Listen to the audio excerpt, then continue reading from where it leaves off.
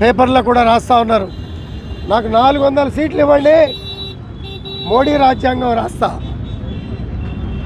బాబాసాహెబ్ అంబేద్కర్ గారు రాసినటువంటి రాజ్యాంగం కాదు, మోడీ రాజ్యాంగం రాస్తా 400 సీట్లు ఇస్తే.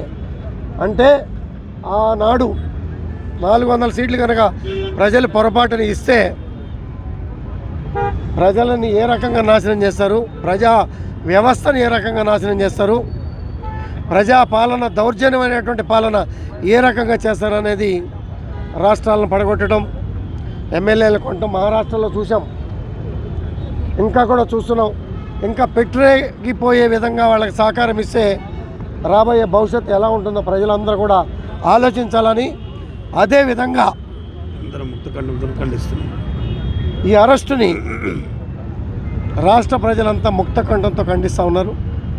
ప్రపంచమంతా ఎలక్ట్రానిక్ ప్రింట్ మీడియా తెలియజేస్తూ ఉన్నారు.